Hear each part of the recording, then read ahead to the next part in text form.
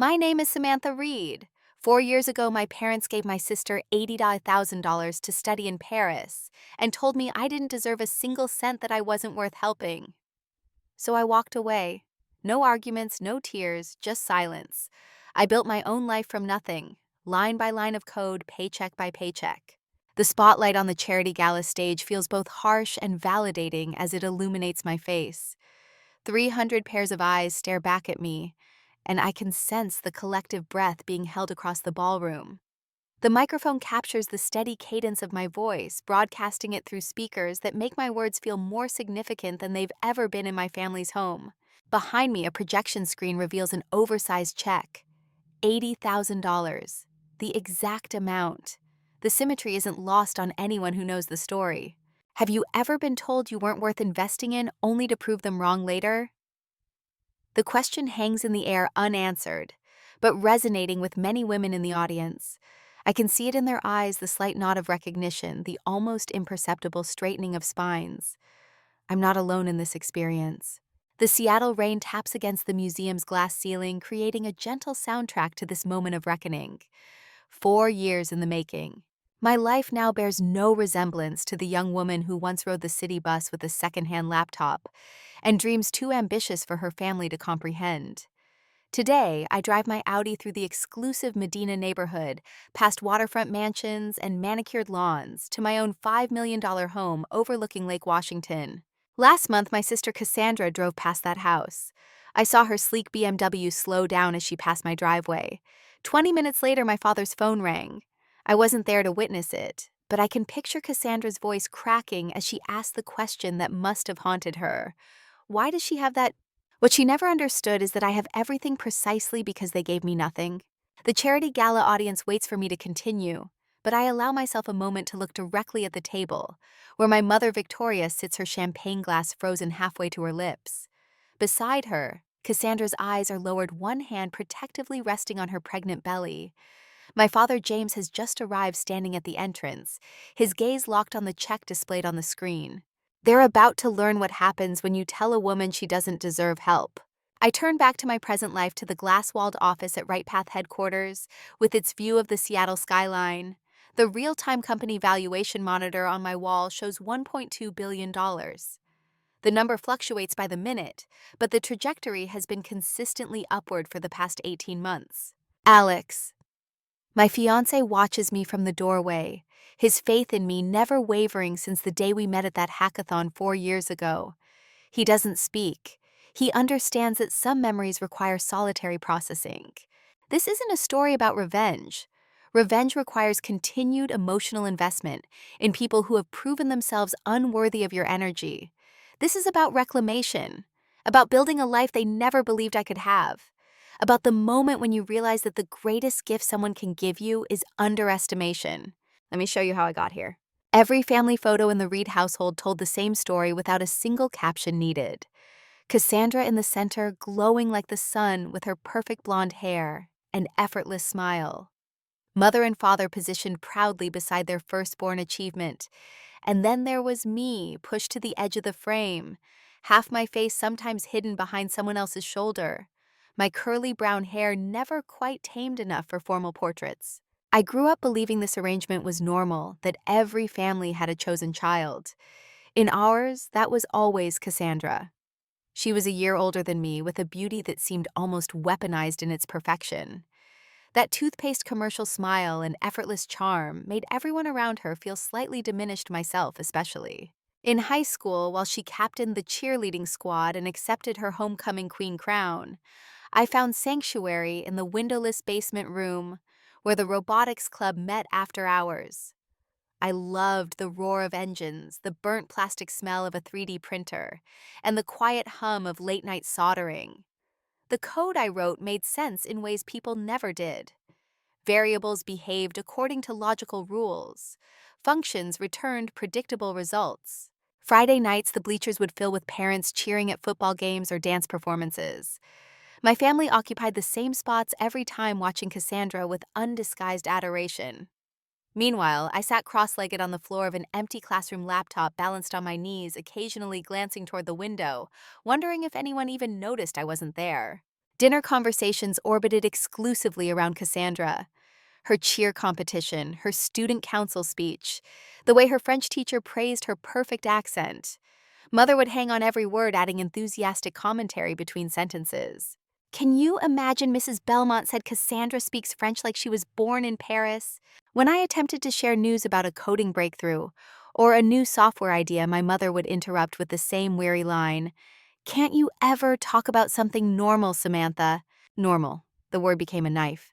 I still remember a rare moment of accomplishment. Junior year, my algorithm won third place in a regional coding competition. I brought the certificate home, trying and failing to contain my excitement. My mother glanced at it while chopping vegetables for dinner. "Good," she said, with the enthusiasm reserved for moderately satisfactory weather. "But you should learn to communicate like Cassandra. No one likes a girl who talks like a robot." The certificate ended up in my desk drawer beneath textbooks and spare computer parts.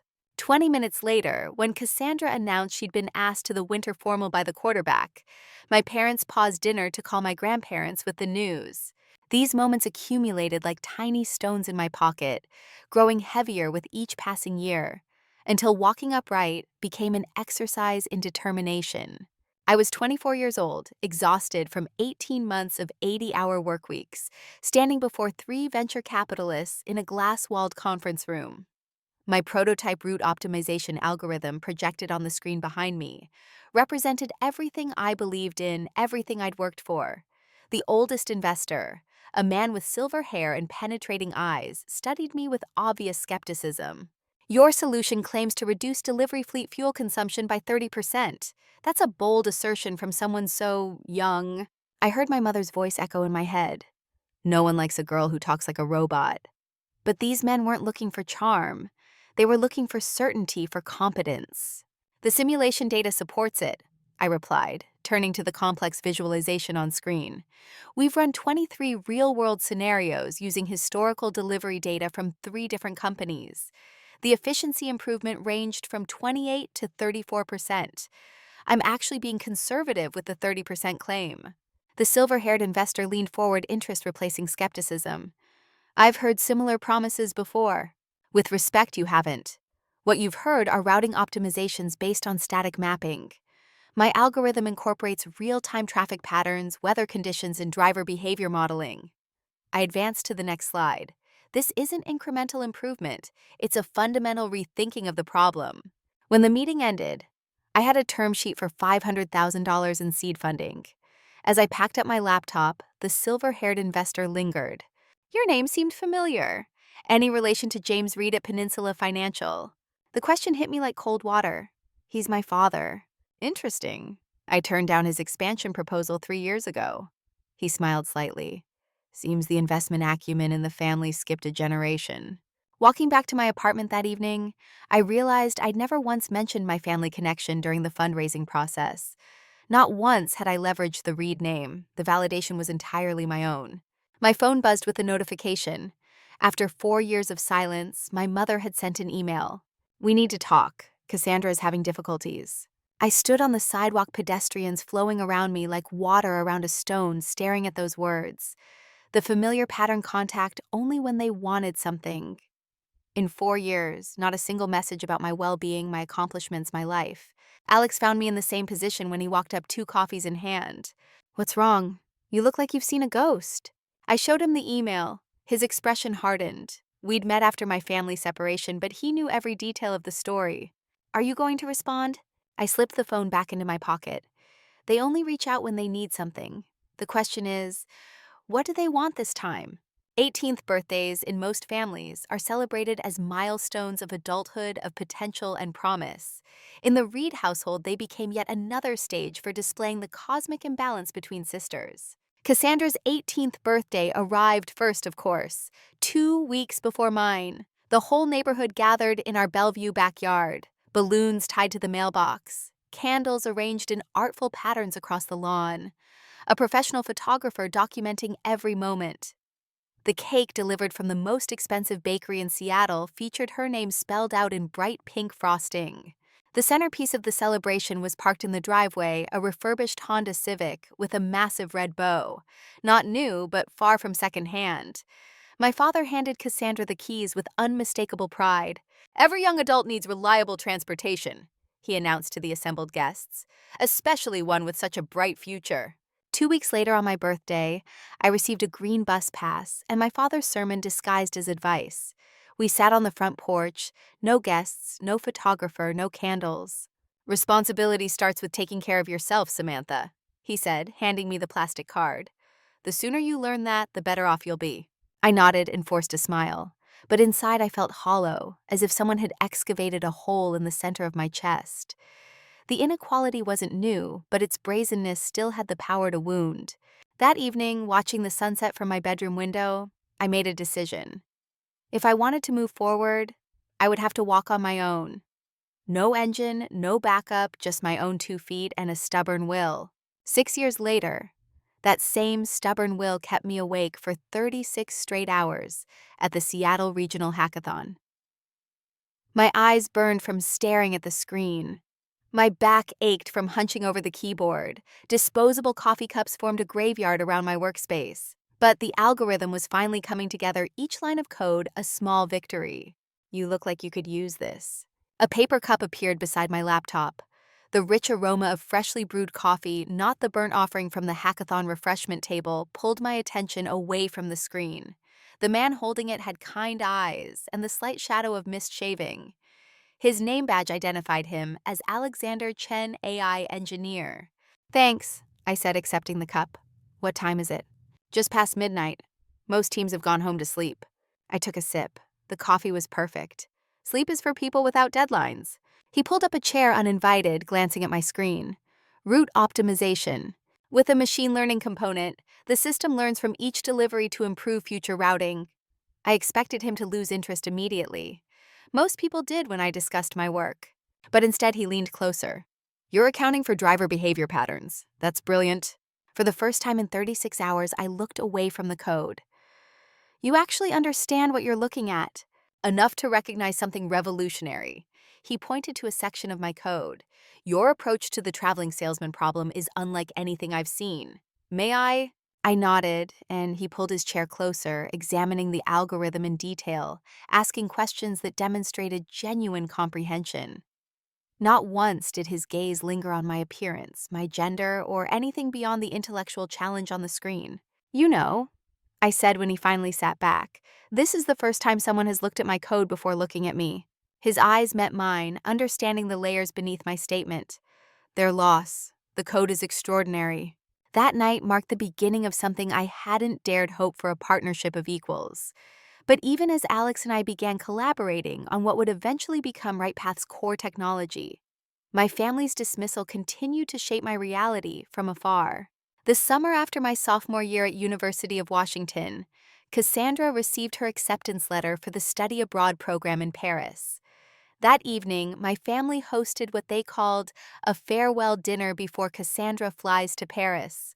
My mother went all out in ivory tablecloth-scented candles and a vase of French roses placed perfectly in the center, as if fate itself had RSVP'd. I sat near the window, the same one overlooking the backyard in Bellevue, where I used to play alone as a child. The air around the table buzzed with laughter, every word orbiting my sister and her new European life. Cassandra spoke about classes at the Sorbonne, about morning coffees at Le Marais, and my mother added details between sentences, as if she herself were the one boarding the plane. "Can you imagine waking up to the sound of church bells instead of alarm clocks?" Mother sighed dreamily, as if Cassandra would be sleeping in Notre Dame itself rather than a student apartment. Then my father set his fork down, dabbed his mouth with a napkin, and spoke in that firm, business-like tone he used when announcing big decisions. "We've finalized the budget," he said. $80,000. That covers tuition, her apartment in Paris, airfare, and living expenses." He paused, looking at Cassandra with unmistakable pride. "You deserve it, sweetheart. This is the start of your international future." I lifted my head, thinking I'd misheard him. $80,000. The number echoed in my mind like an empty bell, ringing again and again until even the candlelight on the table flickered with its weight. $80,000. I asked quietly, trying to steady my voice. "You mean for the whole thing?" My father nodded, and my mother smiled, self-satisfied. "Of course. Studying abroad in Paris isn't cheap. We want her to live comfortably, not worry about anything. Cassandra's face lit up as she began describing the Montmartre apartment with its balcony overlooking the old streets and the little cafe she planned to visit every morning. I sat there in silence, listening to the clink of silverware, forcing myself to swallow the dry piece of meat on my plate.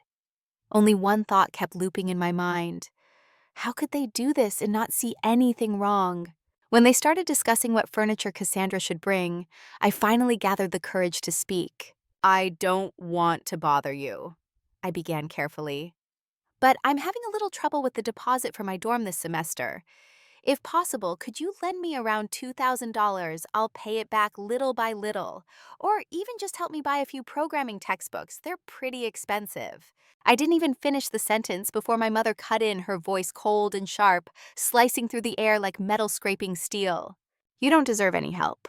The room froze. Even Cassandra looked up, blinking in surprise. I stared at my mother, thinking I must have misheard, but she just took a sip of wine and continued. You chose that ridiculous computer thing. You chose to live far from home, then deal with it yourself.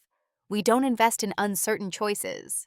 I let out a small bitter laugh. Ridiculous, I'm studying computer science. It's one of the most in-demand fields right now. My father stepped in, his voice low, but laced with irritation. Cassandra is building an international future. You only think about yourself. You've never once in your life put this family's interests above your own. I said nothing, but my heartbeat pounded so loud it filled my ears.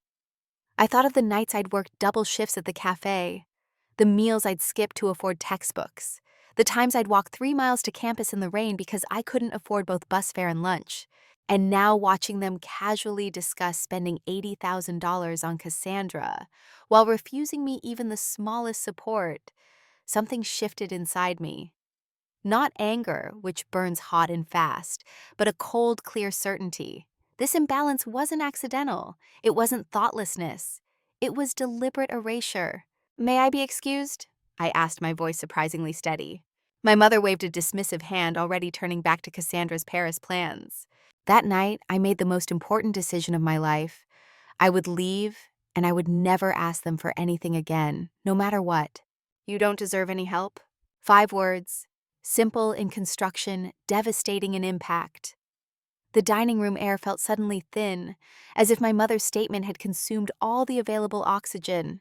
Cassandra's eyes widened slightly, perhaps the first time she'd witnessed the disparity so nakedly displayed.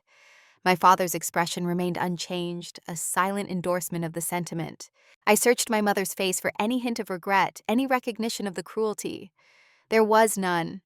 Only the cool assessment of someone who had made her calculations long ago and found me wanting. I see, I said finally.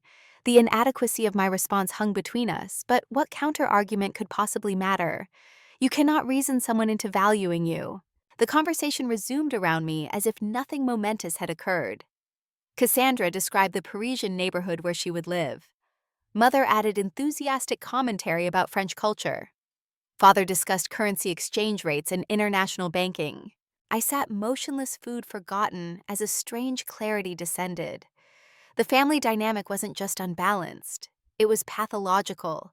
I was never meant to receive equal consideration. My role had been predetermined, the shadow that made Cassandra's light seem brighter. Looking back now, I recognize this moment as a gift. Some people spend decades trying to earn love from those constitutionally incapable of giving it. I received my liberation in one unambiguous sentence. Later that night, after everyone had gone to bed, I packed methodically. Laptop, clothes, the few programming books I'd managed to buy, a small box of childhood mementos that still mattered. I left behind the regional coding competition certificates. What was the point of keeping evidence of accomplishments no one had celebrated? No note, no dramatic declaration, just the quiet click of the front door closing behind me at 5 a.m. The morning bus arrived with a hydraulic sigh. I boarded with my green pass, the irony not lost on me. My father's lesson in responsibility had become my ticket to freedom. 4 years later, that freedom had manifested as a small office in Capitol Hill.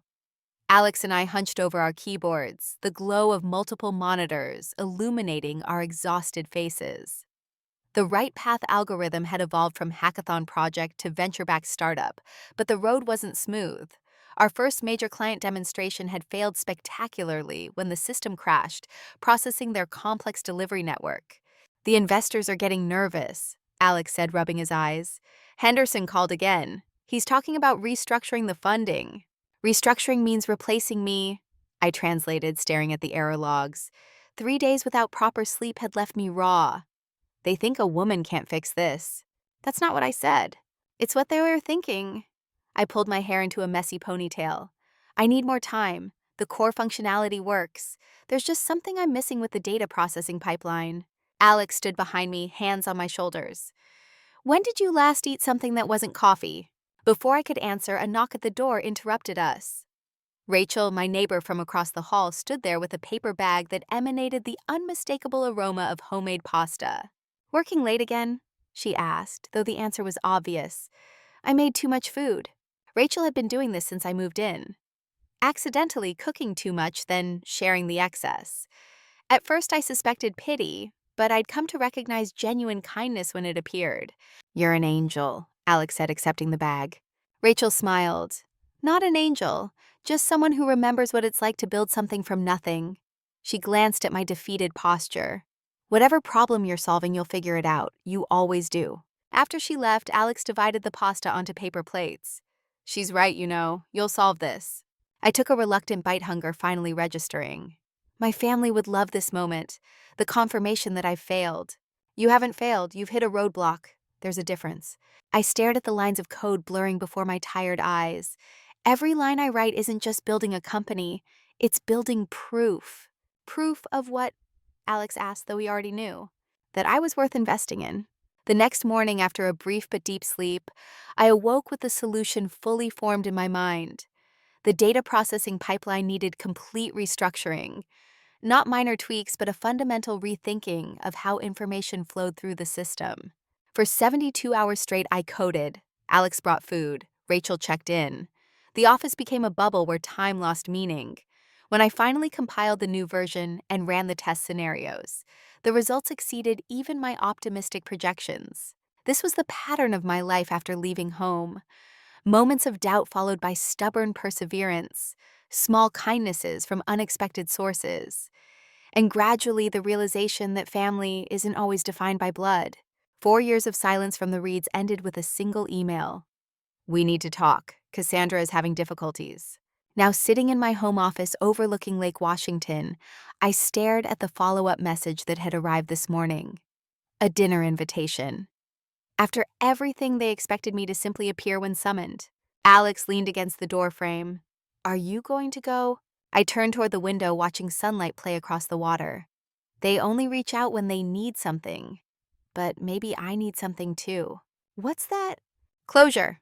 I looked back at him, decision made. Yes, I'm going, but this time on my terms. I scrolled through my closet options on the tablet. Not the power suit I wore for board meetings, not the casual wear of my everyday life.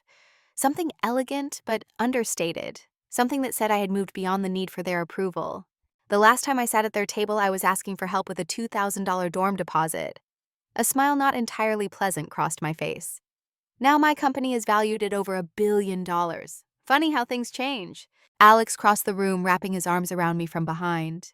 Just remember something important. What's that? You don't need to prove anything to them. You've already proven everything to yourself. I leaned back against him, drawing strength from his certainty. This isn't about proving something. It's about closing a chapter. I turned in his arms.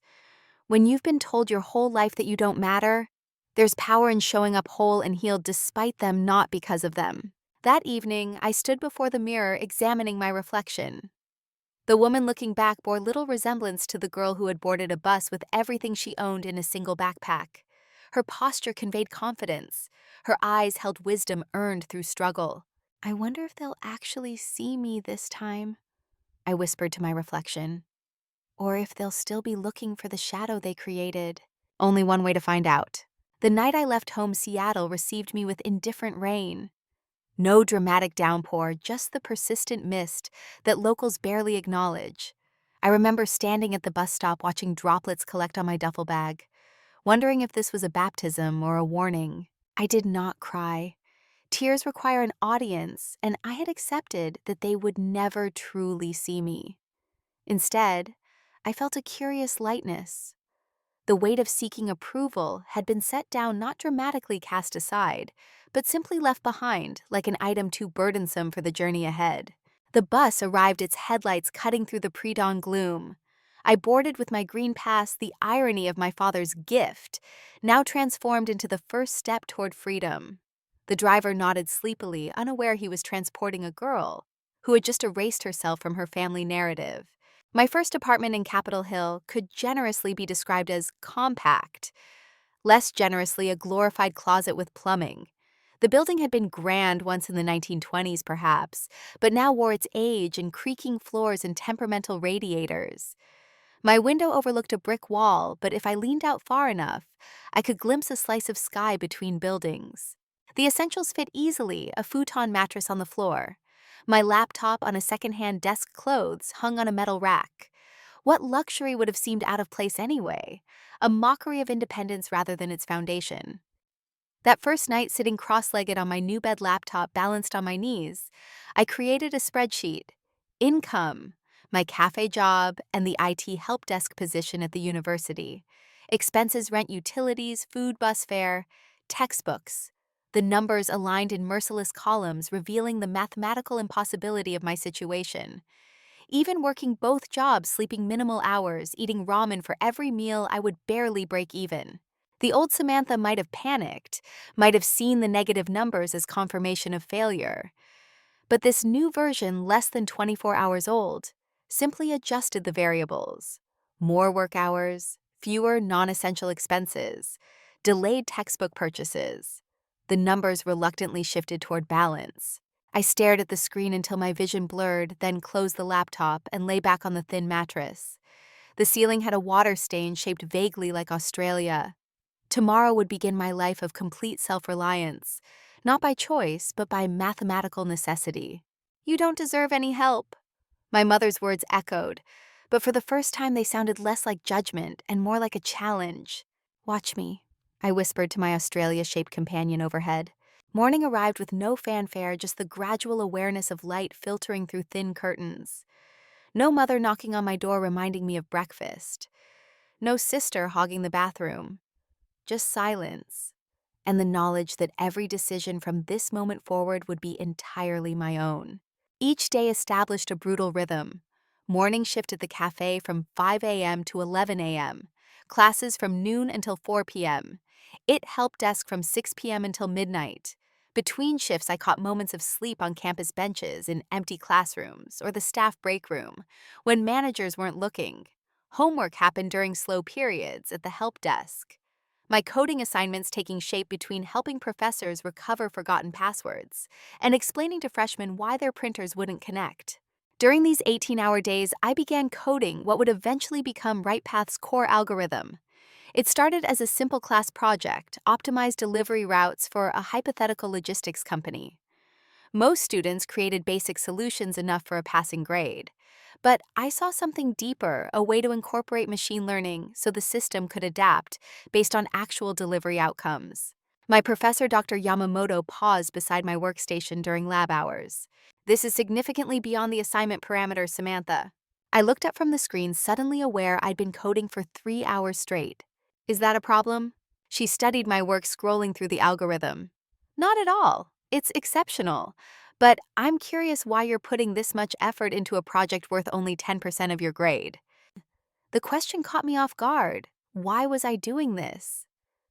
Because the elegant simplicity of the problem fascinated me. Because I could lose myself in the logical puzzles of optimization. Or because I was building something that might someday prove my worth. "Because it matters," I finally said.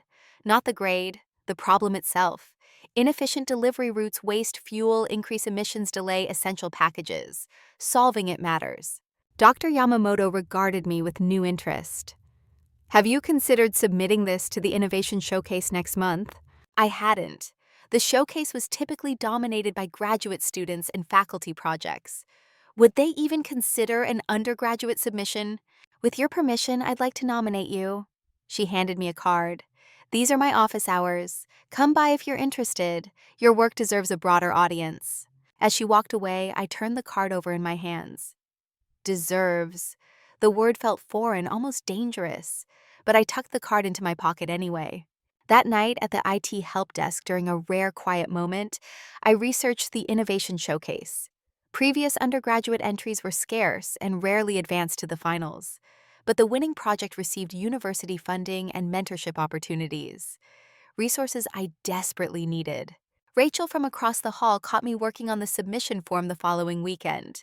She had stopped by with her now regular offering of accidentally cooking too much food, this time homemade lasagna still warm from the oven. Innovation Showcase. She read over my shoulder. That's a big deal. Probably a waste of time, I said, accepting the plate she offered. But my professor thinks the algorithm has potential. Rachel sat on the edge of my futon watching me eat. When was the last time you had a full night's sleep? I shrugged. Define night. I'm serious, Samantha. You're working yourself into collapse. The concern in her voice reminded me of what family should sound like. Not the calculating assessment of my mother, but genuine worry about well-being. It was disarming. I don't have a choice. I gestured around the tiny apartment. This is all held together by duct tape and overtime hours. There are other options: student loans, roommates. No loans? This I was adamant about. I've seen what debt does to people. And roommates. I hesitated. I'm not good at letting people in. Rachel smiled sadly. I've noticed, but you let me bring you food. That's different. Is it? Or is it just easier to accept help that comes without strings attached? Her question hit closer to home than she could have known. In my family, every offer of assistance came with invisible conditions: compliance, conformity, acceptance of a lesser position. I'd learned early that gifts were really transactions with unfavorable terms. I should finish this application, I said, changing the subject. Rachel stood, recognizing the dismissal. Just remember something important. What's that? Independence doesn't have to mean isolation. After she left, her words lingered like a persistent echo. Independence versus isolation. Where was the line between self-reliance and self-imposed exile? I had no answer, only the certainty that crossing back into dependence was not an option. Not after what it had cost to leave. The application deadline for the Innovation Showcase was midnight. I submitted at 11:58 p.m., then collapsed onto my futon fully clothed. For the first time in weeks, I slept without setting an alarm. My life in those early days of independence resembled scaffolding more than structure. Functional but temporary, designed to support the construction of something more permanent.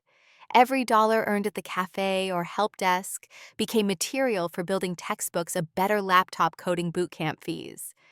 Every spare minute between shifts transformed into intellectual architecture as I expanded my programming skills beyond university curriculum. Each evening, I sat cross-legged on the floor of my cheap apartment, the laptop screen providing the only illumination. Sometimes I felt like I was coding my own life into existence, debugging old patterns and writing new functions for a future self. The algorithm that would eventually become RightPath's foundation took shape in these isolated hours, line by line, problem by problem. The Innovation Showcase Selection Committee emailed on a Tuesday morning between my cafe shift and first class. My submission had advanced to the finals. 10 projects selected from over 100 entries. The only undergraduate project to make the cut.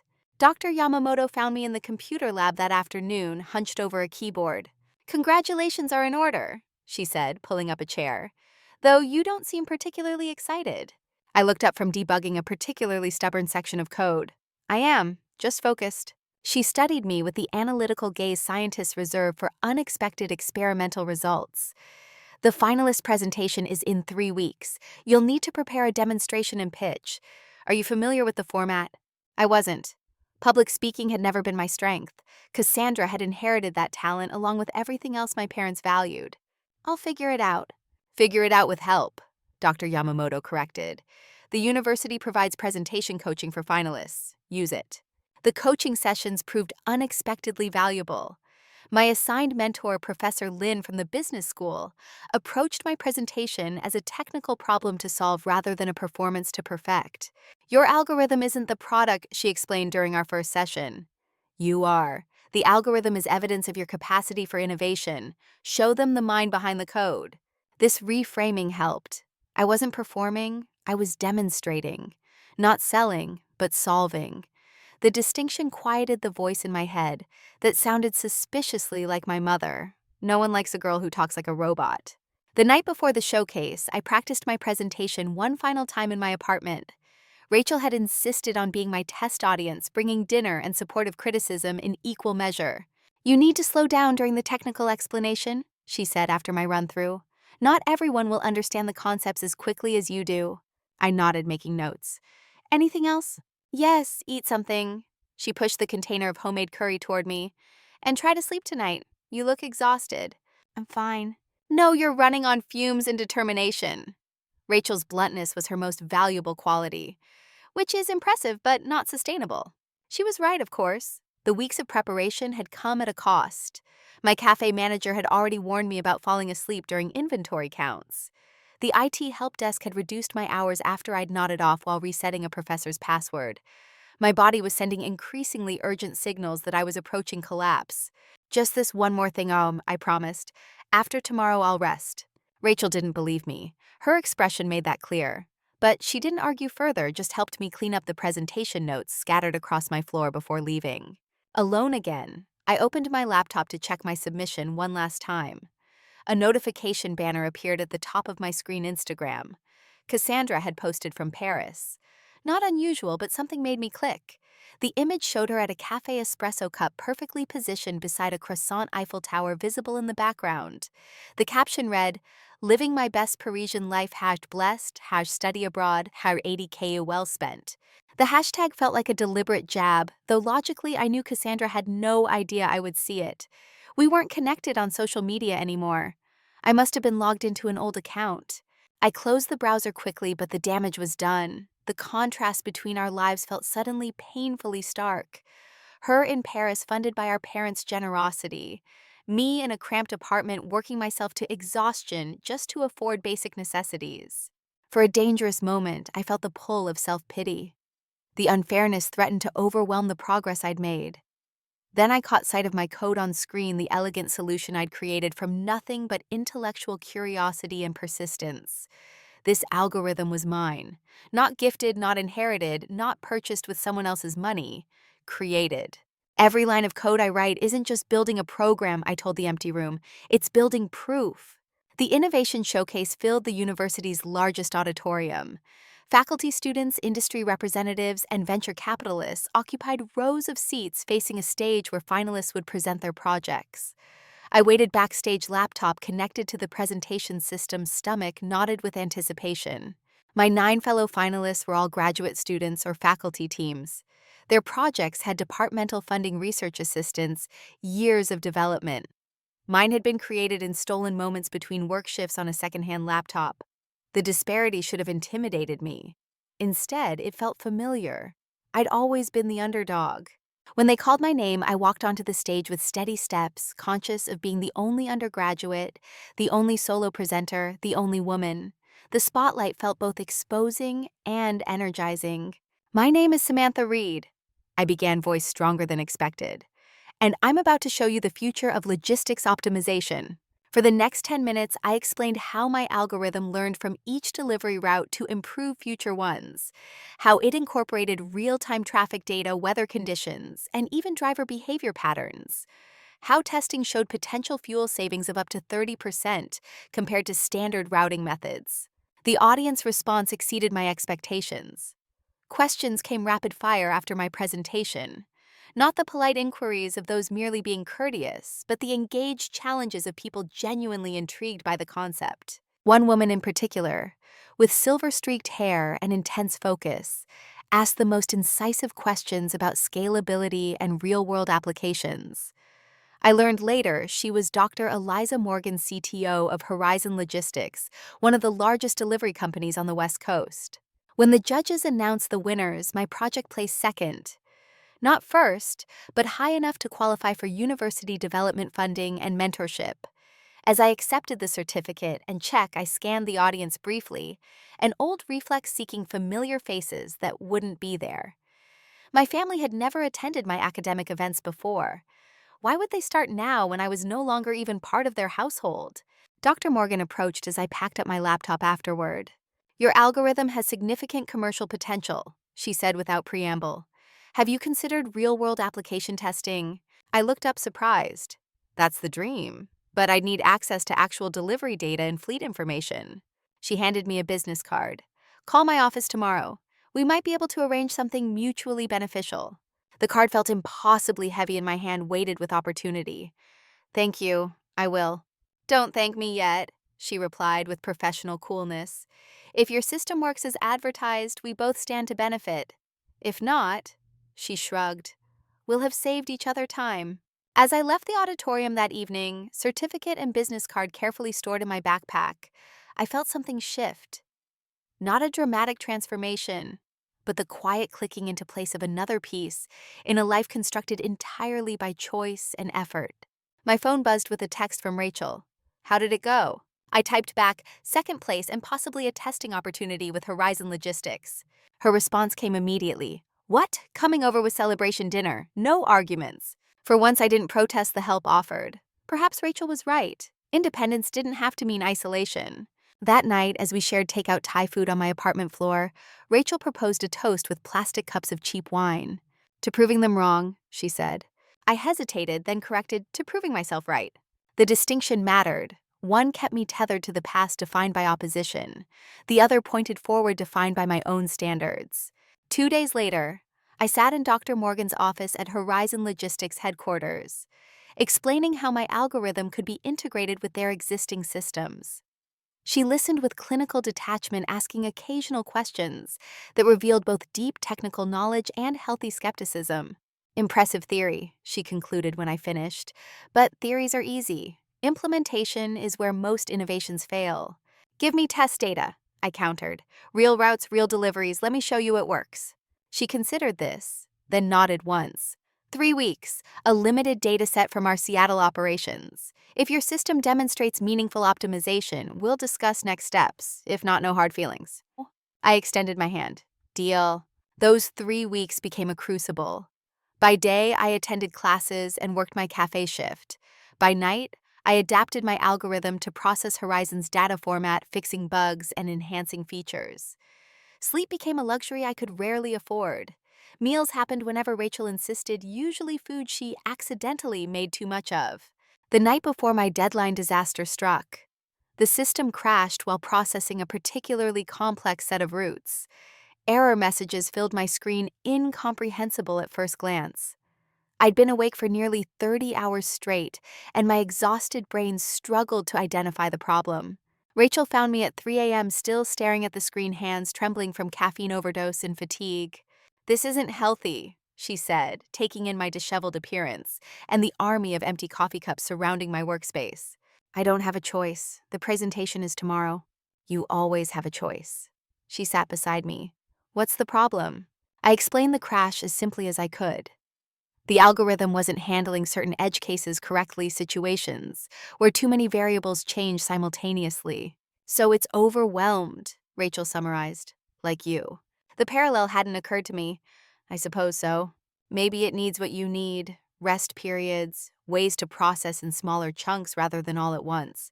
Her non-technical perspective triggered a realization. The algorithm was trying to optimize everything simultaneously.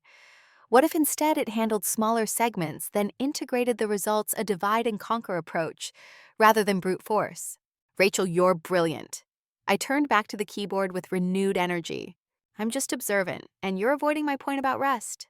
But I was already coding, implementing the new approach.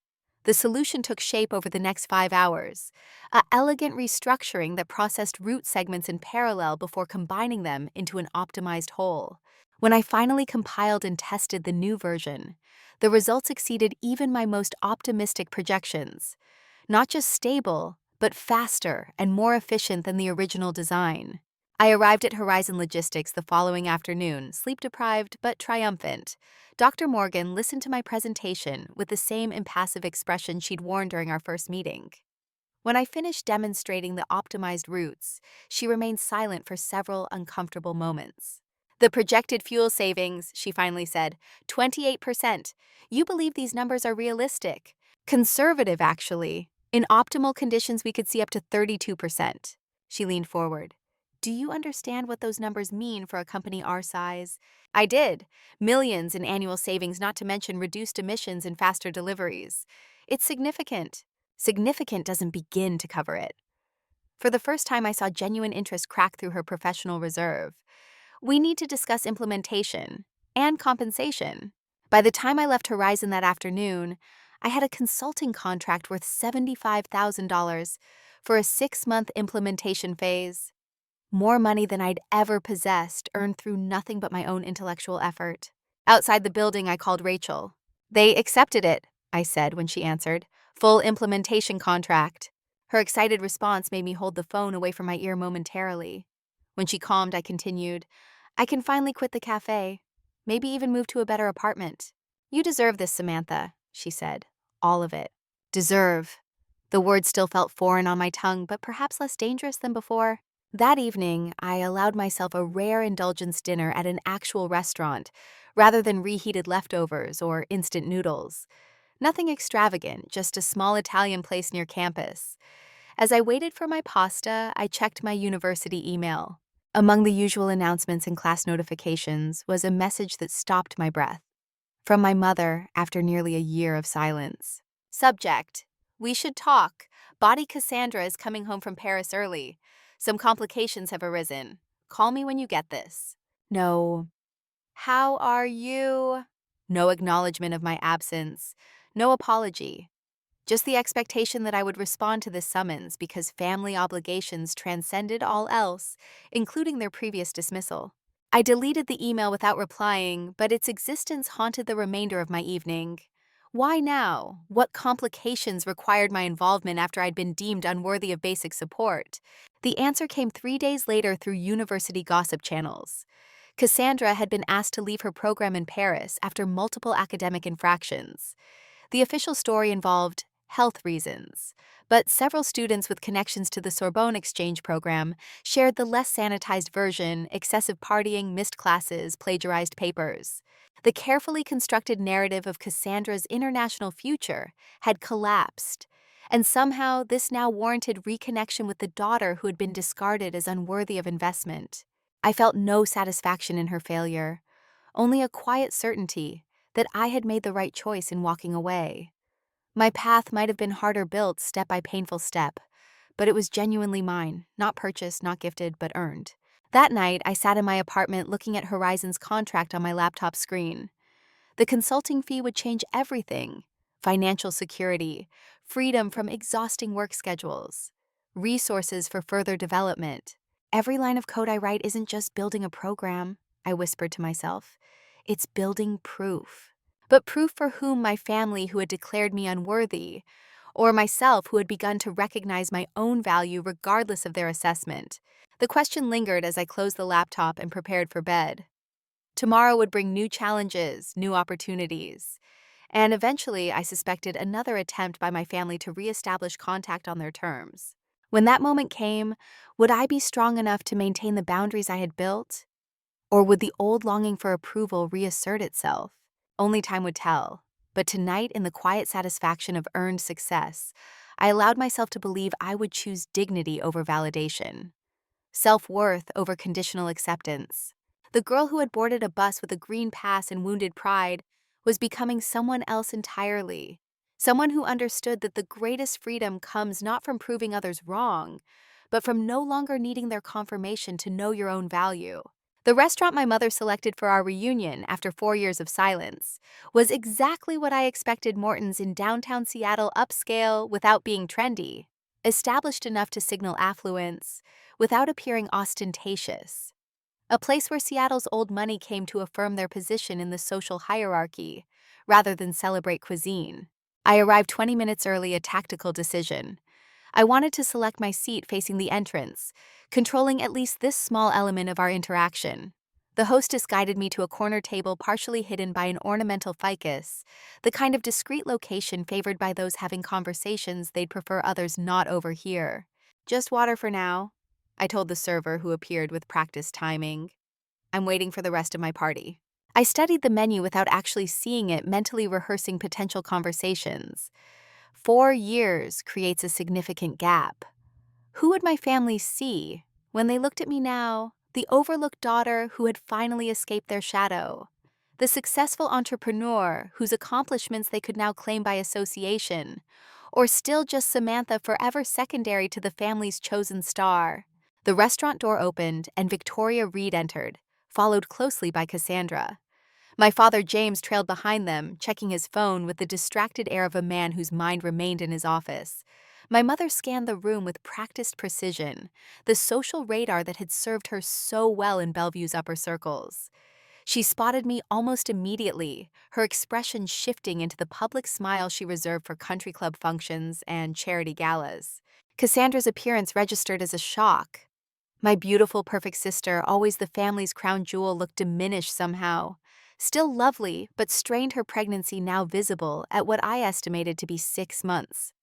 Her designer maternity dress couldn't disguise the tension in her shoulders or the wariness in her eyes. My father, by contrast, had aged more than 4 years, would suggest. His once commanding presence seemed reduced, his shoulders slightly stooped, new lines etched around his eyes. The economic downturn had clearly taken a toll on the man who had always defined himself by financial success. I stood as they approached, an automatic response ingrained by years of etiquette lessons my mother had insisted upon despite my protests. "Samantha," my mother said, her voice carrying the same controlled warmth she used with casual acquaintances. "You look wonderful." She embraced me before I could decide whether to accept or avoid the contact. The familiar scent of her Chanel perfume triggered an unexpected cascade of childhood memories. Weekend brunches where my achievements went unmentioned. Holiday photographs with careful instructions about where each family member should stand. Piano recitals where my technically proficient performances received polite applause, while Cassandra's more flamboyant ones earned standing ovations. Mother, father, Cassandra. I nodded to each in turn as we sat down, determined to maintain the emotional distance I'd established over 4 years of independence. Cassandra offered a tentative smile. "It's been a long time, Sam." The nickname jarred. No one had called me Sam in years. In my new life, I was Samantha, CEO of Right Path, not the little sister relegated to the margins of family photographs. "Yes," I agreed without elaboration. Let them carry the conversational weight. My father cleared his throat. "Quite a building you have downtown. I drove past Right Path headquarters last week. Impressive real estate." So they'd all been monitoring me. First Cassandra driving past my Medina home, now my father assessing my corporate headquarters. Surveillance without connection. "Thank you," I replied. "The location serves us well." My mother filled the silence seamlessly, as she always had during awkward dinner parties. "We've been following your success in the business papers. Right Path has made quite an impression in the tech world. The Seattle Business Journal feature was particularly flattering." The acknowledgement would have meant everything to my younger self. Now, it merely confirmed what I had suspected. They had been tracking my career while maintaining their silence. My success had been visible to them all along, yet they'd reached out only when they needed something. "Thank you," I said, my tone neutral. "We've been fortunate." The server returned and we ordered drinks. My mother requested her usual white wine spritzer, while Cassandra asked for sparkling water with lime. My father ordered scotch, and I followed suit with a single malt Nita choice that raised my mother's perfectly shaped eyebrows. The Samantha she remembered had been too intimidated to express preferences that might invite criticism. "How's the house in Medina?" Cassandra asked after the server departed. "I drove by last month. It's beautiful." So that confirmed it. The sighting had been deliberate, not accidental. "It suits my needs," I replied intentionally, understating the $5 million waterfront property. "The view of the lake is calming after long days at the office." "I imagine so," Cassandra murmured, one hand resting protectively on her rounded belly. My mother leaned forward, her carefully applied makeup not quite concealing the new lines around her eyes. "You've done remarkably well for yourself, Samantha. We always knew you had potential." The revisionist history nearly made me laugh. Always knew. When had they ever acknowledged my potential, let alone nurtured it? "Did you?" I asked, meeting her gaze directly. The challenge hung in the air between us. My mother's social smile flickered for an instant before stabilizing. Of course, you were always so determined." Determined, a careful choice of word. Not brilliant or talented or worthy of investment. Just stubborn. which had been their interpretation of my refusal to accept their dismissal of my interests. My father shifted uncomfortably, his eyes drifting toward the restaurant entrance, as if calculating an escape route. This direct confrontation of family mythology wasn't in his playbook. He preferred the clean simplicity of financial transactions, the reassuring clarity of profit and loss. Our drinks arrived, providing a momentary reprieve from the tension. I sipped my scotch, savoring the warmth as it traveled down my throat. Across the table, Cassandra shifted uncomfortably in her chair, one hand still resting protectively on her rounded belly. "You're probably wondering why we wanted to meet," my mother said after the server departed again. The thought had crossed my mind. I set my glass down carefully. 4 years of silence suggest this isn't just a casual family reunion. My mother glanced at my father, a silent communication passing between them. He cleared his throat, but then seemed to lose his nerve, looking down at his drink instead. "We've had some challenging times recently." My mother continued, taking control of the narrative as she always did. "I heard about Paris," I said, deciding to spare us all the pretense. "The university gossip network is surprisingly efficient." Cassandra flinched. "It wasn't how they're making it sound. I was dealing with some personal issues." "I'm not here to judge your academic choices, Cassandra." I meant it. Her failure in Paris brought me no satisfaction, only the recognition that our parents' golden investment had ultimately yielded disappointing returns. "The situation is more complicated than just academic difficulties," my mother interjected. "Cassandra got married in Paris to Jean-Michel Dupont. His family has connections to the fashion industry." This was new information, though it explained the pregnancy. "Congratulations," I offered, meaning it despite everything. Cassandra's smile was strained. "Thank you.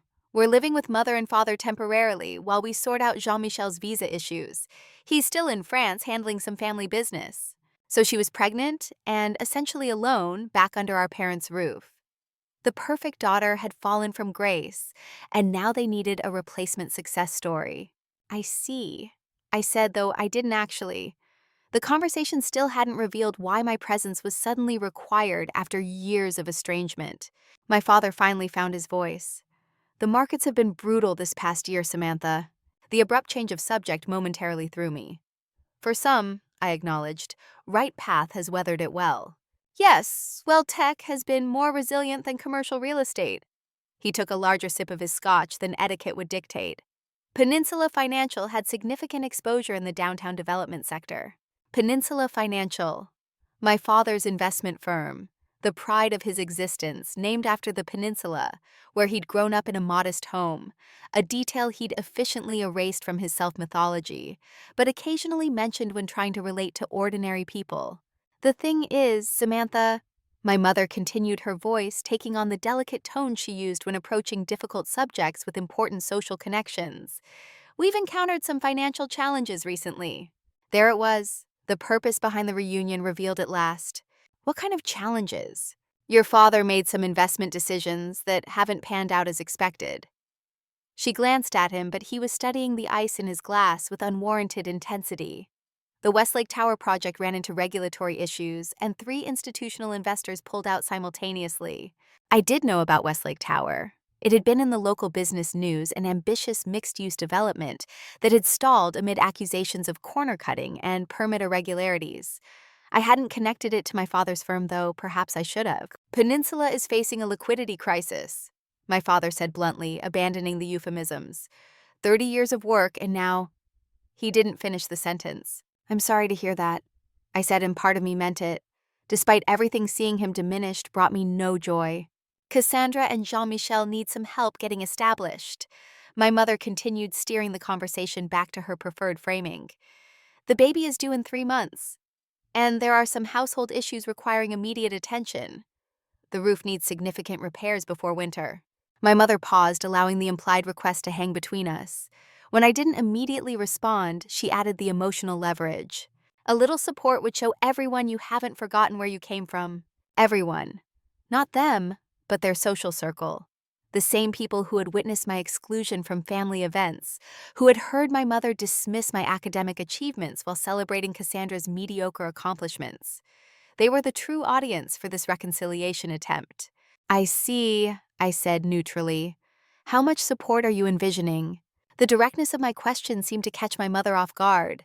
Victoria Reed preferred oblique approaches to financial matters. Asking outright was gauche. Well, the roof estimate came in at 45,000. My father answered more comfortable with numerical specifics. And Cassandra and Jean-Michel are looking at houses in Bellevue. The down payment requirements are substantial these days. 200,000 would barely cover 20% on a modest property in a decent neighborhood. So easily a $250,000. Perhaps more considering they hadn't mentioned anything about Peninsula Financial's needs. That's a significant request after 4 years of no contact, I observed, keeping my tone neutral rather than accusatory. My mother's expression hardened slightly. Family helps family, Samantha. Despite our differences, we are still your family. The word family struck me as particularly hollow given our history. Family had been the justification for every inequity, every dismissal, every wound. When I needed help with a $2,000 dorm deposit, you told me I didn't deserve any help, I reminded her. That I should deal with it myself because I'd chosen that ridiculous computer thing. Cassandra looked down at her sparkling water, seemingly unable to meet my eyes. My father swirled the ice in his glass, equally avoidant. My mother's social smile remained fixed, though it no longer reached her eyes. That was an unfortunate misunderstanding, she said, rewriting history with the ease of someone accustomed to reshaping narratives to suit her purposes. We were concerned about your focus on such a non-traditional path. We couldn't have anticipated how successful you'd become. In other words, they hadn't invested in me because they hadn't believed I was worth the risk. Now that I'd proven my value through financial success, they wanted to claim dividends on an investment they'd never made. I'm afraid I can't help with these expenses, I said after a measured pause. My father's head snapped up, genuine surprise crossing his features. He had actually expected me to say yes. My mother's composure wavered only slightly, a brief tightening around her lips, before she regained control. It was Cassandra who reacted most visibly. "But you have so much money," she exclaimed, her controlled facade cracking. "You probably don't even use half of what you make." The childish assessment might have amused me under different circumstances. As if wealth existed merely as excess, to be skimmed off and redistributed to those who hadn't earned it. My financial resources are allocated according to my priorities, I explained calmly. Business reinvestment, philanthropic commitments, retirement planning. This is your family. My mother pressed her composure, slipping further. Surely that ranks among your priorities. I considered my next words carefully, aware they would likely end this reunion as decisively as it had begun. You defined our relationship 4 years ago when you made it clear I wasn't worth helping. I respected your assessment and built my life accordingly. That arrangement has worked well for me. My father set his glass down with more force than necessary. So this is about revenge, punishing us for past mistakes. Not at all, I corrected. This is about boundaries. You established them when you decided I wasn't worthy of support. I'm simply maintaining what you created. Cassandra's eyes filled with tears, her hands still cradling her belly protectively. I never treated you badly, Sam. I didn't know about the dorm deposit. I would have helped if I'd known. Perhaps she would have. Cassandra had been self-absorbed rather than deliberately cruel. But she had accepted the family's uneven distribution of resources, without question content to be the beneficiary of an unfair system. This isn't about punishing anyone, I said, softening my tone slightly. It's about recognizing that relationships have consequences, patterns have outcomes. We've all made choices that led us here. My mother composed herself with visible effort. Years of social training reasserted themselves as she adjusted her approach. We understand you may have some reservations, she acknowledged, offering the smallest possible concession. But we were hoping you might join us for the charity gala next month, the Bellevue Children's Foundation. It's quite an important event. The abrupt change of subject momentarily threw me. A charity gala? Your presence would mean a lot, she continued smoothly. As a successful tech entrepreneur, the foundation is establishing a STEM education initiative this year.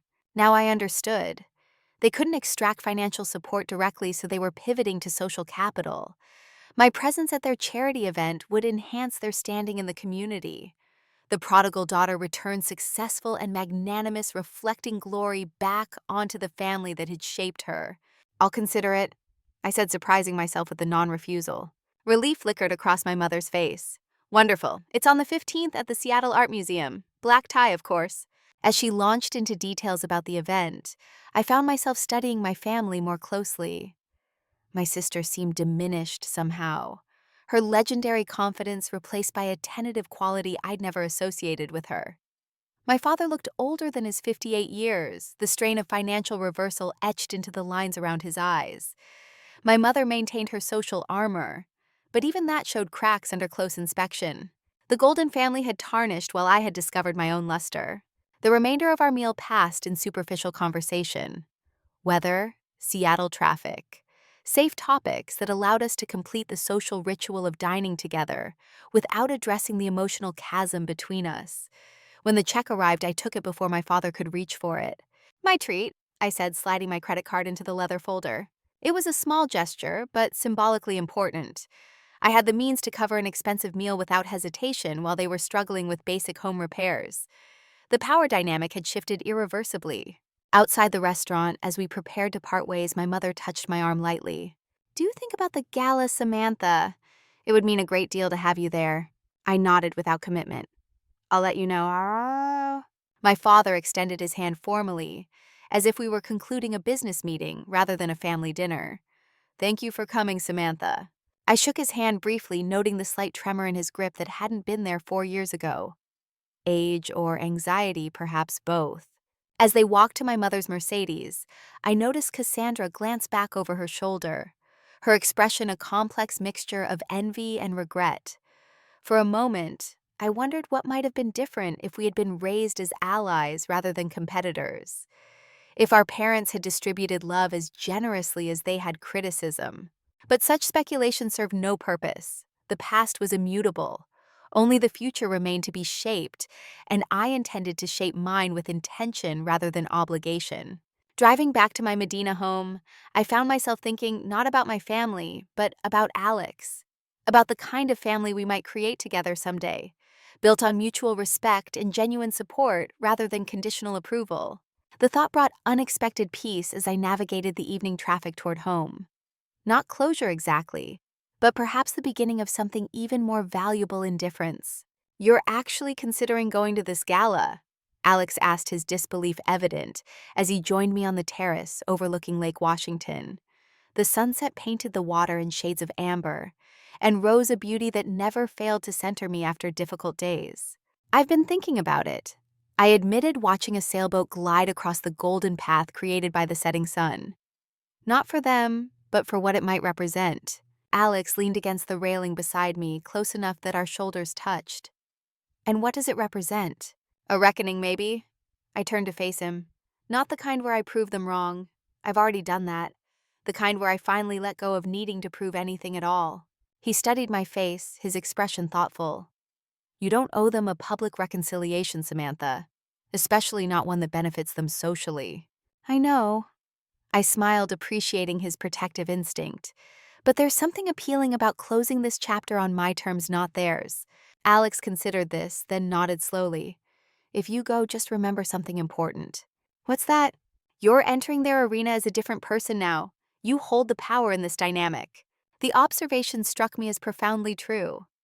4 years ago, I had left their house as a rejected supplicant. Now I would return as a successful woman whose approval they sought. The symmetry had a certain poetic justice. "If I go," I said, "I want to make it meaningful beyond their social agenda." "What are you thinking?" I shared the idea that had been forming since our restaurant meeting.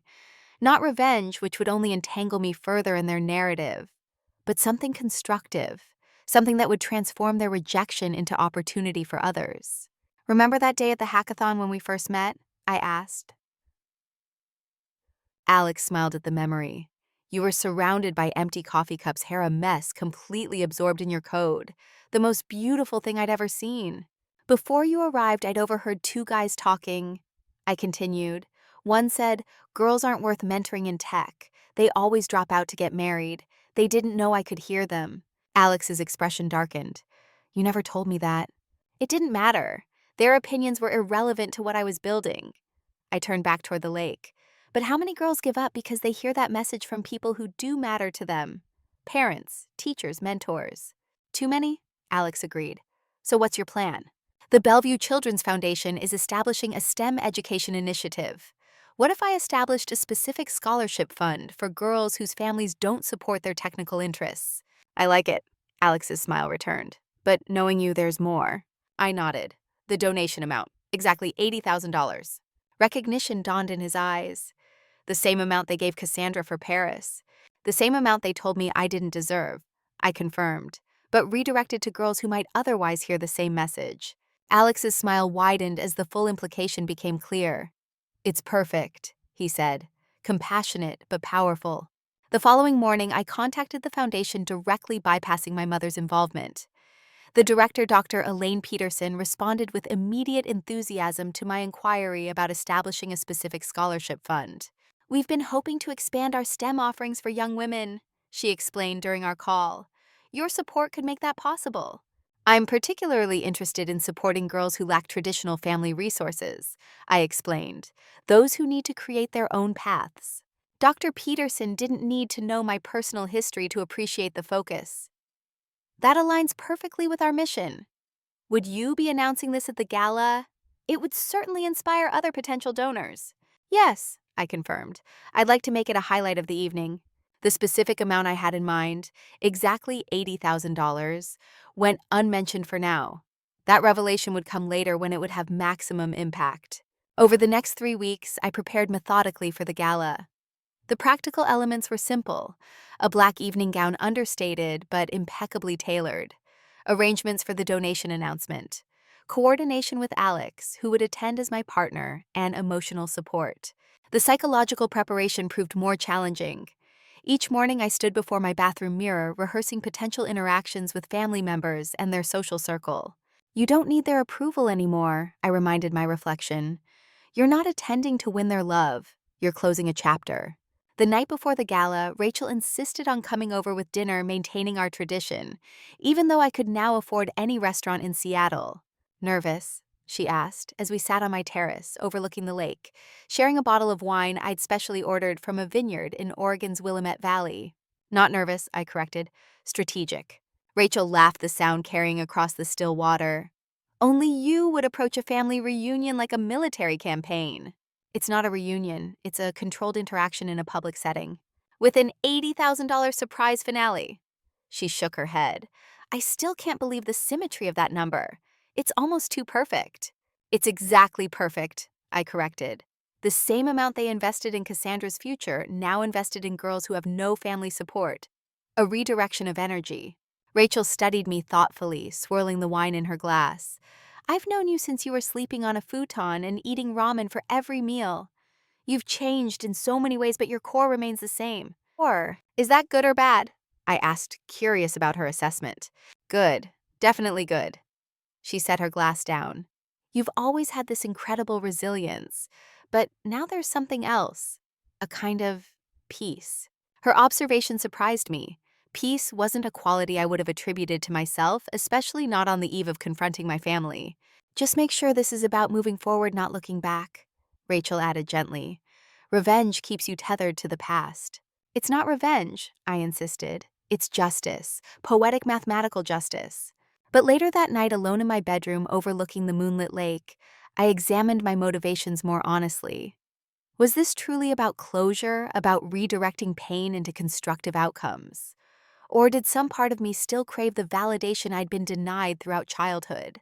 The answer wasn't simple. Human emotions rarely are. Perhaps both motivations existed simultaneously, the desire for closure and the lingering hope for recognition. The key would be acting from the healthier impulse while acknowledging the less evolved one. I opened my closet where the black gown hung in readiness. Simple, elegant, powerful. Nothing like the frilly pastels my mother had always insisted suited me better than the darker colors I preferred. This dress was a statement in itself. I am not who you remember. My phone chimed with a text from Alex. All set for tomorrow. Remember who you are now, not who they told you to be. His words steadied me. I had built something significant from the ruins of rejection.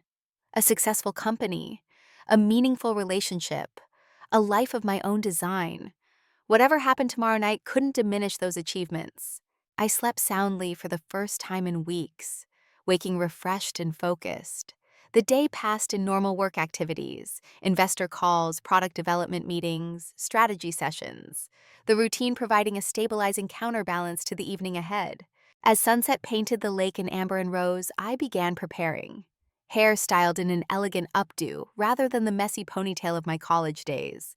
Makeup subtle but flawless, the black gown flowing like liquid shadow, diamond studs in my ears, a gift from Alex on our anniversary, symbols of resilience and clarity. "Ready?" Alex asked when he arrived, handsome in his tuxedo, eyes warm with pride and concern. I took a final look in the mirror. The woman reflected there bore little resemblance to the girl who had boarded a bus with everything she owned in a single backpack. This woman stood straight eyes, clear expression, composed, unbroken, unbowed. "Ready," I confirmed, taking his offered arm. "Let's write the final chapter." The Seattle Art Museum transformed for charity galas, its modern architecture providing a sophisticated backdrop for the city's elite to demonstrate their philanthropic credentials. Crystal chandeliers suspended from the ceiling cast prismatic light across marble floors. Servers in formal attire circulated with champagne and hors d'oeuvres. A string quartet played softly in the corner, providing cultured ambiance without disrupting conversation. Alex and I entered together, his hand resting lightly against my lower back. The familiar weight anchored me as we stepped into the swirl of Seattle and Bellevue society. "There's your mother," Alex murmured, nodding discreetly toward the center of the room. Victoria Reed stood in her element, animated and elegant in pale blue silk that complemented her carefully maintained blonde hair. She presided over a small circle of admirers, her social smile in full deployment. Cassandra stood nearby, less animated, but still beautiful in a maternity gown designed to showcase rather than conceal her pregnancy. My father stood slightly apart, engaged in conversation with two men I recognized from the business pages, fellow investment managers whose firms had weathered the downturn better than Peninsula Financial. His posture conveyed a forced casualness, a man determined to project confidence despite circumstances. They hadn't noticed us yet, providing a moment to observe them unawares. They looked smaller somehow, not physically, but in presence. The mystique that had surrounded them throughout my childhood had dissolved, revealing simply people, flawed, aging, ordinary, despite their social veneer. A passing server offered champagne. I accepted a glass, using the moment to gather myself before the inevitable encounter. "Samantha," my mother's voice carried across the conversation pit, pitched to display delighted surprise, rather than the calculated expectation I knew she felt. "You came." Heads turned, conversations paused. My arrival created exactly the ripple of interest Victoria Reed had anticipated. I moved toward their circle, Alex beside me, maintaining the unhurried confidence that had become my professional signature. "Mother, father, Cassandra." I greeted each with a composed nod. "You all remember Alex Chen, my fiancé." The introduction contained a small but significant revelation. We hadn't publicly announced our engagement, sharing the news only with close friends like Rachel. My mother's eyes widened slightly, flickering to the elegant diamond on my left hand. "Of course," she recovered smoothly. "Lovely to see you again, Alexander." "It's just Alex," he corrected with a polite smile that didn't reach his eyes. He remembered, as I did, that they had never actually met before. My father extended his hand. "James Reed. I've followed Right Path's growth with interest. Impressive trajectory." The corporate assessment, rather than paternal greeting, confirmed what I'd always known. He valued achievement over connection, outcomes over relationships. "Thank you," Alex replied, his tone professional. "We've been fortunate to build something meaningful." "Samantha," my mother interjected. "There are several people you simply must meet. The foundation board is here, and they're quite interested in your work." Her attempt to guide me through the event like a prized exhibit might have worked on the younger version of me. That girl had been conditioned to follow her mother's social orchestration without question. "Actually," I replied calmly, "I've already spoken with Dr. Peterson about the Foundation's initiatives. We have something special planned for later this evening." Surprise flickered across my mother's features. I had circumvented her carefully arranged social choreography, establishing direct connection with the organization she'd intended to use as our reunion stage. "How proactive of you," she managed, recalibrating. "What sort of something special?" "You'll see during the donation segment." I smiled, offering nothing more. Before she could press further, the museum director approached our group. "Victoria, the program is about to begin. We should take our seats. Of course, Richard. My mother's social persona reasserted itself. Samantha, you and Alex will join us at the family table naturally. It wasn't a question, but an assumption of control. One final test of the old dynamic. Actually, I countered smoothly, we're seated at the Right Path corporate table. As major sponsors, we have assigned seating. Another small reclamation of autonomy. Another subtle shift in the power balance. My mother's smile tightened almost imperceptibly. I see. Well, perhaps we can speak more during the reception afterward. We moved to our respective tables as the lights dimmed slightly, signaling the start of the formal program. The Right Path table included several of my executive team members and their partners, all aware of my family history and protective in their warm welcome. As I sat down, I noticed Dr. Morgan from Horizon Logistics at a nearby table. She caught my eye and raised her glass in a subtle toast. From reluctant mentor to ally, her belief in my algorithm had been pivotal in Right Path's early development. Now Horizon was one of our largest clients, and Dr. Morgan had become something of a professional godmother to me. The gala program proceeded predictably. The foundation director outlined their achievements and goals. A child beneficiary shared a touching story of opportunity created through educational support. Dinner was served elegant but unmemorable. Then came the donation segment, the part of the evening where wealthy attendees performed their philanthropy for mutual admiration. Several significant contributions were announced to appropriate applause: corporate donations, family foundation grants, the expected financial affirmations of social position. Finally, Dr. Peterson approached the microphone again. Before we conclude our donation segment, we have one more special announcement. Samantha Reed, CEO of Right Path Technologies, has established a new scholarship fund specifically for young women in STEM fields who face barriers to traditional support. Samantha, would you like to share more about this initiative? The invitation wasn't part of the original program. My mother's momentary confusion was evident even from across the room as I stood and made my way to the stage. Standing before the gathered elite of Seattle society, I felt an unexpected calm.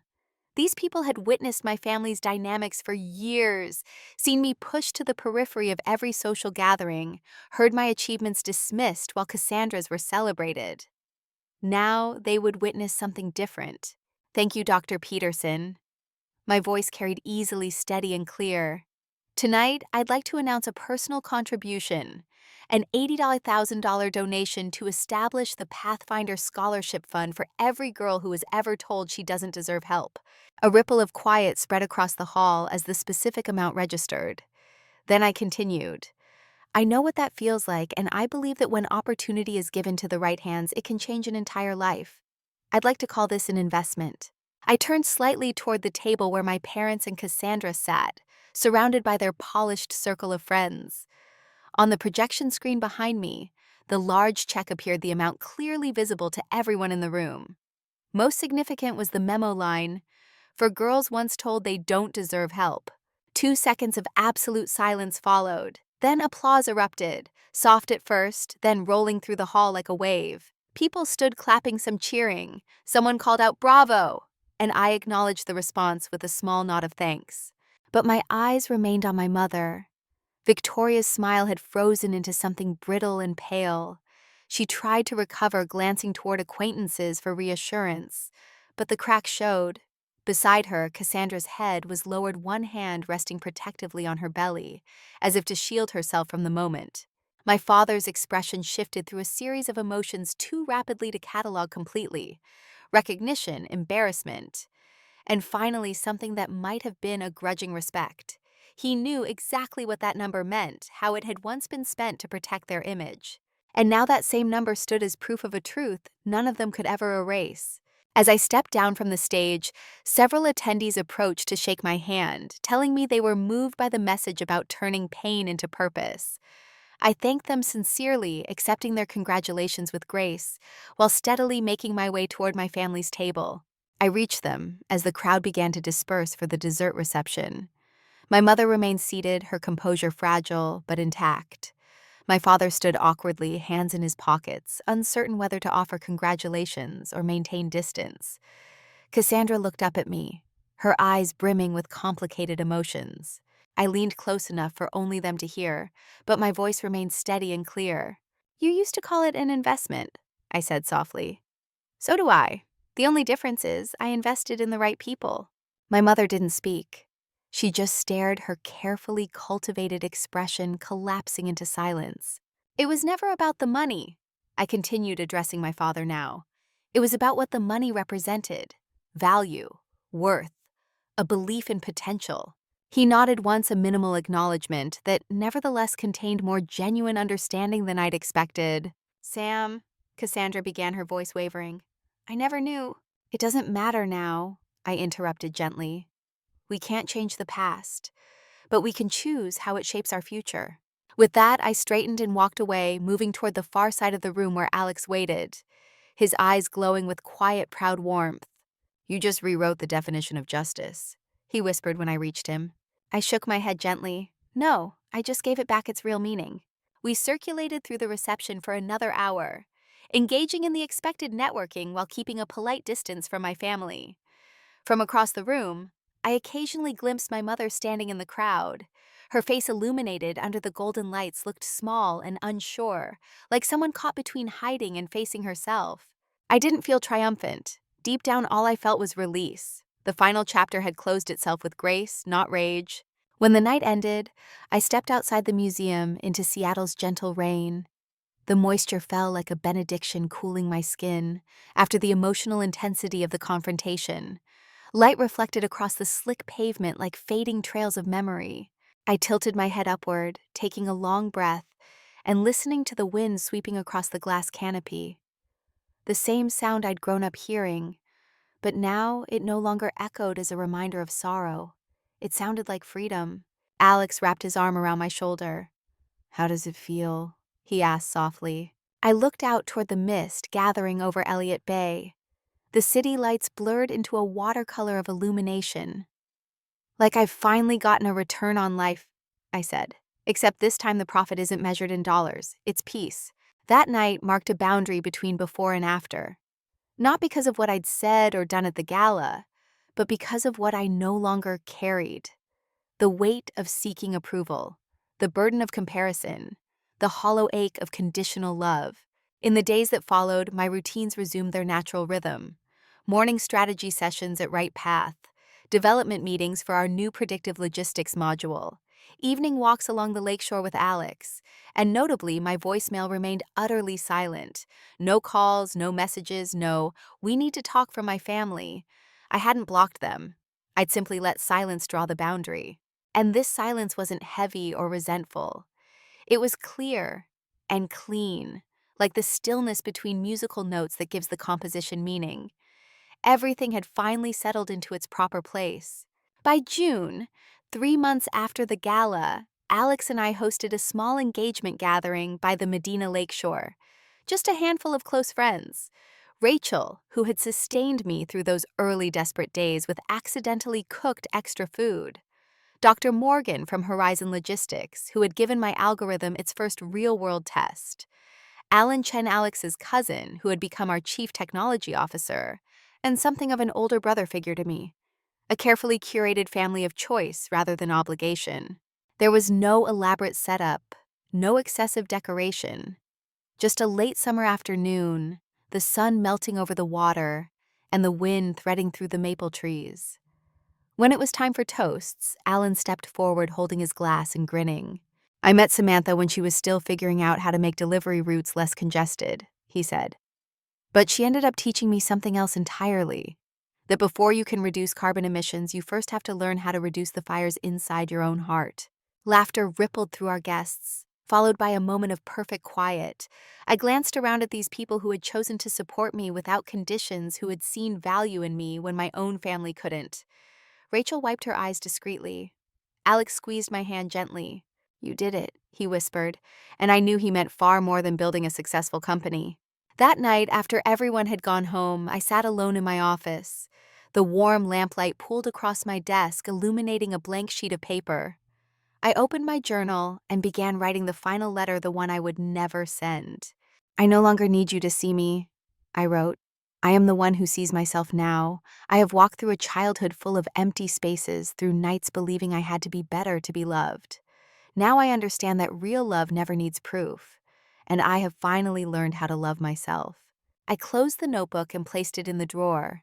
Outside the window, the Medina night was still the moon laying a glassy trail across the lake. I knew that by morning, a new chapter would begin, not one of striving, but of peace. At dawn, I stood in my home office, the very space that once existed only in the imagination of a girl who lived off ramen and graveyard shifts. Sunlight spilled over the shelves and whiteboard, warming the unfinished equations scrolled across it. I opened the drawer and took out my old bus pass, the small plastic card that had once symbolized humiliation, that painful lesson in responsibility my father had intended to teach. Now it represented something entirely different. I placed it gently inside a custom glass frame on the wall. Beneath it, a small metal plaque read, "Broken Roots, Better Paths." I stepped back, watching the sunrise glint off the frame. In that moment, I saw her, the girl with tangled hair and a frayed backpack, waiting for the first bus ride of her life. I smiled at her, a full, unbitter smile. "They once told me I didn't deserve their help," I whispered. "They were right. I never deserved conditional love. I deserved better." And I finally gave it to myself. 3 weeks after our engagement celebration, I received an unexpected package delivered to my office. No return address, but the handwriting on the label was unmistakably Cassandra's. Inside was a simple note, a photograph I'd never seen before, and a small velvet jewelry box. The picture showed two little girls, maybe 5 and 6 years old, sitting together on a garden swing, both smiling, arms around each other. Before competition and comparison had come between us, before we'd been assigned our roles as the golden child and the afterthought, the note contained just 3 lines. "I'm sorry it took me so long to see clearly. You deserved better from all of us. Congratulations on creating your own path." In the velvet box lay our grandmother's sapphire earrings, family heirlooms that had been promised to Cassandra since childhood, a transfer of legacy and acknowledgement of worth. I didn't respond immediately. Some doors once closed should remain so until you're certain what lies on the other side. But I placed the photograph and earrings in my desk drawer rather than returning or discarding them. Not as a connection to the past, but as evidence that even the most entrenched narratives can sometimes yield to truth. The following week, I sent a single text to Cassandra: "Thank you. I hope you find your path too." It wasn't forgiveness exactly. Forgiveness suggested an absolution I wasn't qualified to grant. It was permission, for both of us, to move beyond the roles we'd been assigned. The scholarship fund I established continued beyond that initial donation. Each year on the anniversary of my departure from home, I contributed another $80,000. Not from anger or vengeance, but from the recognition that wounds can become windows offering visibility to those still trapped in shadows. The first scholarship recipient was a girl from Eastern Washington, brilliant with computers, but unsupported by family who saw her interests as unfeminine and impractical. When she thanked me at the foundation's annual luncheon, her words resonated with familiar echoes. "No one believed I could do this," she said, eyes bright with determination. So I had to believe enough for all of them. I recognized myself in her stubborn dignity, her refusal to abandon her passion despite isolation.